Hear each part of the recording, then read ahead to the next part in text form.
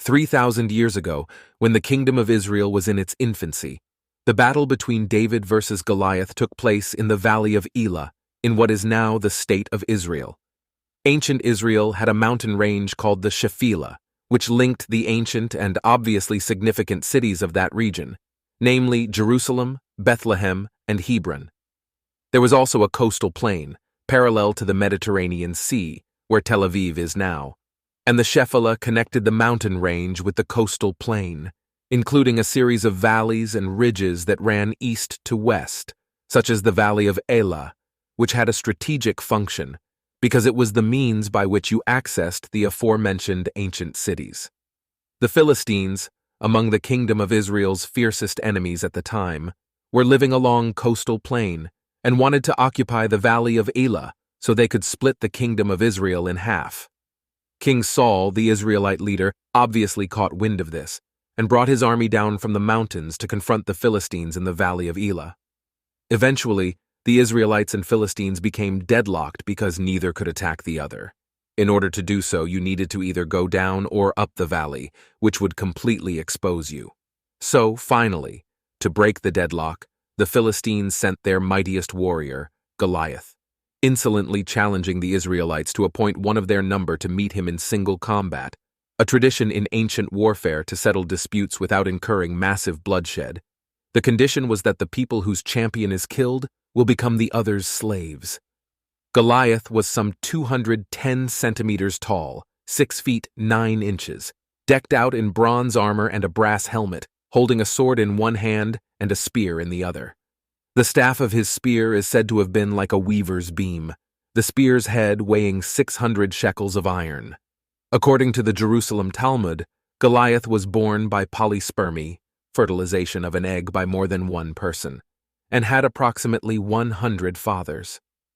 The Talmud stresses that his taunts before the Israelites included the boast that it was he who had captured the Ark of the Covenant and brought it to the temple of Dagon, and his challenges to combat were made at morning and evening in order to disturb the Israelites in their prayers. Who the heck would want to fight him one-on-one? Hence why none of the Israelites volunteered, except a young shepherd boy, who King Saul couldn't possibly take seriously. Ultimately, the boy convinced King Saul to let him proceed, and King Saul tried to give him ample armor, but the boy declined and instead brought with him 5 ordinary stones. The boy then walked down to meet Goliath face to face. As Goliath sees the boy walking down toward him, he also does not take the boy seriously and starts taunting him from afar, yelling, "Come to me so I can feed your flesh to the birds of the heavens and the beasts of the field." The boy then appeared before Goliath, a few meters or yards away from him, took out his slingshot, and flung one of the stones at Goliath, hitting him squarely in the forehead. Immediately Goliath fell to the ground, although it was unclear if he died on the spot or if the boy simply knocked him out unconscious. Then, the boy took Goliath's sword and cut off his head, causing a knee-jerk reaction by the Philistines who, clearly shocked by the events, fled in the opposite direction. The boy is, of course, David, hence the phrase David versus Goliath, denoting an underdog situation, a contest wherein a weaker opponent faces a substantially stronger one. Scholars today believe that Goliath's original listed killer was Elhanan, son of Jair, and that the Deuteronomic history's authors changed the original text to credit David, a more famous character, with the victory. But the story gets even better. Scholars also believe that Goliath, not David, was the underdog.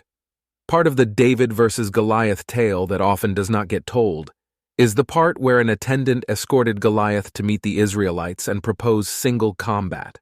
Why on earth would Goliath, such a physically imposing superhuman, need an attendant? Because scholars believe he had a vision problem. You see, Goliath was indeed a giant, and the modern medical community has determined that many extraordinarily tall people, such as Andre the Giant and Robert Wadlow, the tallest person of all time, have a condition of acromegaly.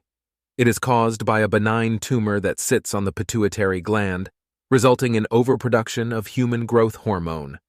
There is even speculation that Abraham Lincoln had acromegaly. As the tumor grows, it usually starts to compress the brain's visual nerves, giving people with acromegaly double vision, or making them severely nearsighted. This explains why Goliath might have underestimated his counterpart.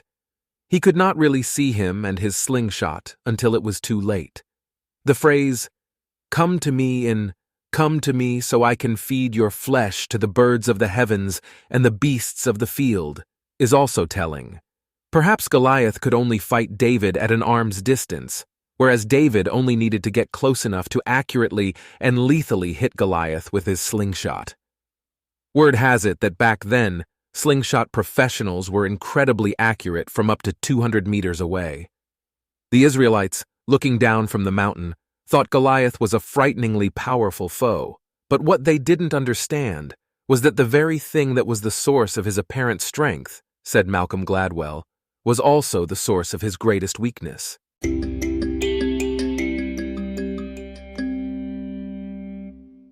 Nowadays, Israel, and by extension the Jews, are painted as Goliath, powerful, dominant, wealthy, well-connected, even menacing. There are misconceptions and conspiracy theories, and then there are the facts. And the facts are that the Jewish people make up approximately 1/500th of the world's population. The geographic land of Israel is about 1/200th of the landmass across the Middle East, and Israelis are about 1/50th of the region's total population. Jews are indigenous to the Levant, that is the land of Israel, yet we are slurred as usurping colonial settlers. Israel's regional enemies control forces with well over 1 million men under arms, including the Iranian military and Iran's Islamic Revolutionary Guard Corps, the Houthis, Hezbollah, the Syrian armed forces, various Syrian and Iraqi militias, Hamas, and Palestinian Islamic Jihad. And these forces enjoy the patronage of other powers, including Russia and China, to a not insignificant degree. These forces are arrayed to Israel's northern, eastern, and southern and southwestern borders, and are sworn to the Jewish state's literal destruction. This is not a mere grand design. Their plan is to foment the actual destruction of the country, all of which is within the range of tens of thousands of rockets, missiles, and other weapons. Israel is in a brutal war with Hamas, a war started by Hamas, following one of the most barbaric terror attacks in modern history. And still, Hamas enjoys the patronage of NATO member Turkey, Western regional ally Qatar, and of course, Iran, which just received $10 billion in sanctions relief.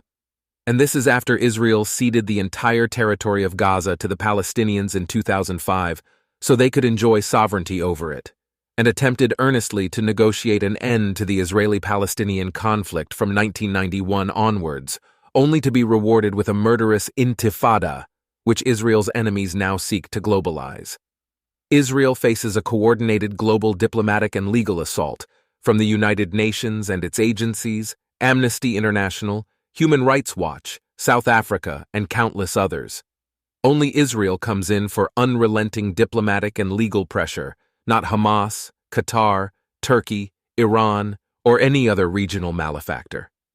Israel faces a coordinated global propaganda assault in world media, including via malevolent Qatari, Chinese, and Russian influences, as well as from the far left, which has hijacked much of academia and other institutions, the undying anti-Semitism of the far right, and highly coordinated demonstrations in Western capitals, all of which focus exclusively on Palestinian suffering, and fastidiously ignore that Hamas built an underground tunnel network larger than the London Underground, armed itself to the teeth, perverted most civilian infrastructure in Gaza for military use, uses the entire enclave as a human shield and, until Israel put a stop to it, covered half of Israel with daily rocket fire.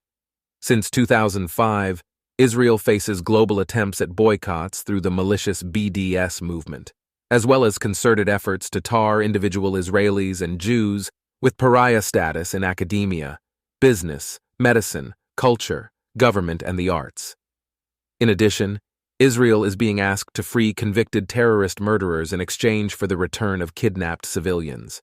And this garners no real media or public commentary, let alone understanding or sympathy. Hundreds of millions of people around the world desire Israel's literal destruction, unique among the nations of the earth. Israel has sought peace from the time of its recreation in 1948. It has also not known a day of true, lasting peace since 1948. So yes, once more for the folks in the back, Israel, and by extension the Jews, are David. The forces arrayed against it are Goliath. Thankfully for Israel and the Jews, we know how this story ends.